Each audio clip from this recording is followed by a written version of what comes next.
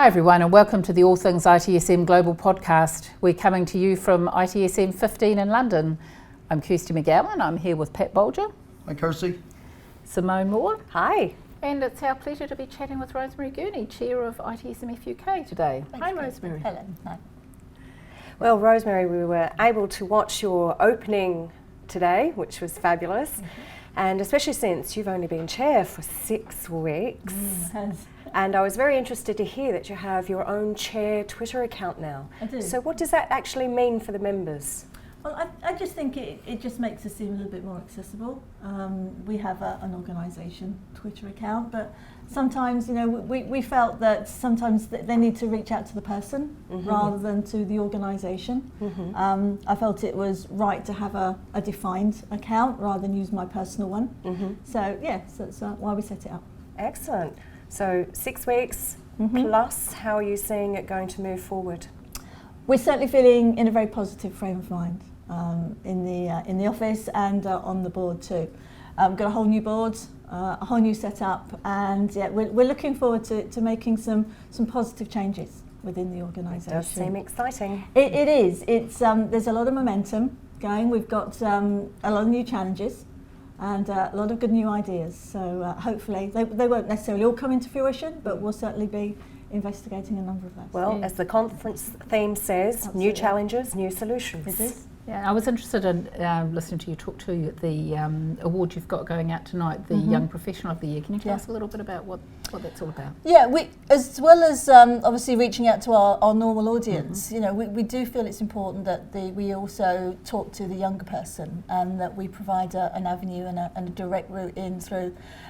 Is all part of our objective about seeing the creation of more specific defined roles and career paths for individuals so that they see service management as a career rather than just a job. Yeah, and not just a stepping stone to something more More exciting. exciting, yes.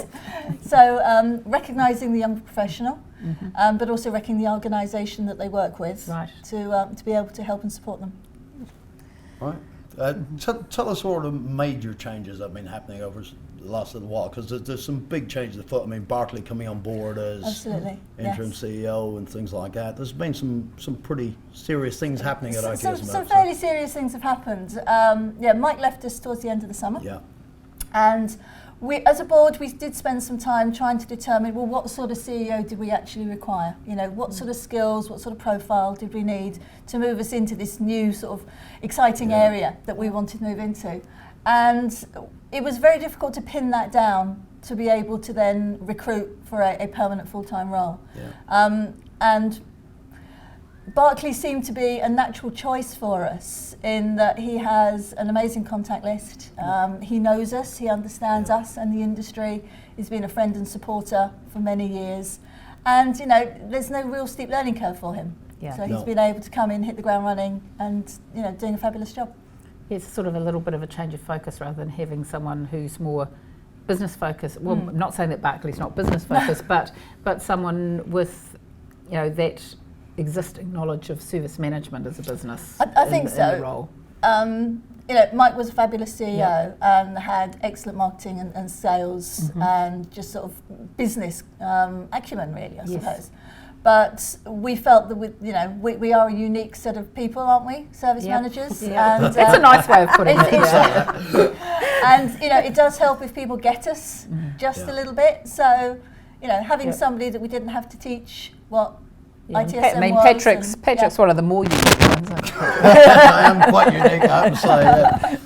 No, but he knows the organisation. He's done a lot with the itSMF already, and he already knows its strong points, its weak points, and stuff like that. So you can come into that with a good knowledge of what needs to be done moving forward. And I think it's really refreshing to get someone like Barclay in post. Yes. Yeah. No, he's certainly, you know, hit the ground running, as I said, and you know, we're seeing some positive changes already, and the board hope to put more in place in the early new year.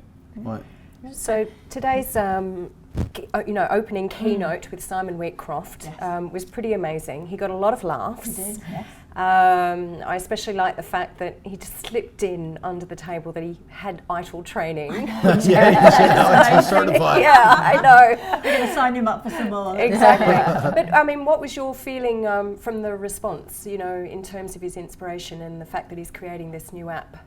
I don't think there's any stopping him, is there? No. You know, he doesn't seem to be fazed by anything. No. You know, he just takes the challenge and goes, and it's amazing. It's and the way obviously he's thinking about the use of technology in that journey for himself is just incredible. I think we can learn a lot in our industry. Yeah, removing barriers. Exactly. I mean, he's removed. Did I hear him right? You said at the end, so he's going to do the 5 deserts. Yes. But he was talking about running from LA to New York. Is that correct? Did I hear that right? In the middle, yes. Yeah. In the downtime. Yes. In the downtime, yeah. Well, that's Handy just, you know, that's just 3,500 to keep his heart miles, rate up. Yeah, why not? Why not? You don't get lazy. Oh, of course not, no. But I think we can learn an awful lot from, as you said, removing the barriers. But I'm always interested now in the innovation of technology, especially from the young people, how they're actually using it from a very human perspective. You know, they've stopped worrying about what we have to do with it.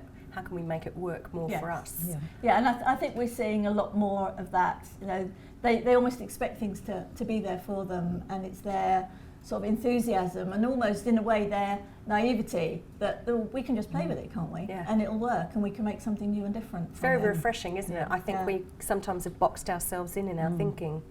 Well, if you think about it, it kind of happened at a time. I look at my son. He uses technology and he expects it to work. Yes, they do. And to a large extent, if it doesn't, he's not interested in why it might not work or something. But we They'll grew just up at find a time, something else. Yeah. But if you think about it, we grew up at a time where I had no use asking my parents, no use saying, Dad, how does this work? Because he had no idea, right?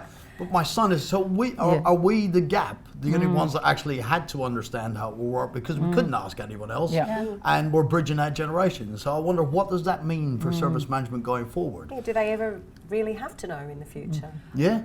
I think they just have to know different things. It's more about the application and how to make service management fit much more as a business enabler. And as I was saying this morning, you know, take your rightful place at the board table. Yeah. You know, get it at that level within an organisation and not be hidden away with the rest of IT hidden away somewhere. Yeah. I think there's a lot more focus now on that user experience rather than the technology behind the products that we use. It's more about what it looks like at the end, what it actually provides in value to your customers. A lot of the technology is almost hidden now, isn't it? It is. It's just the end game, it's the outcome that exactly. everyone's looking for. It's a nice place to be. Yes. I think it's much better than what we used to. It just reminds me of Ivor's talks about invisible IT. Yes, very much.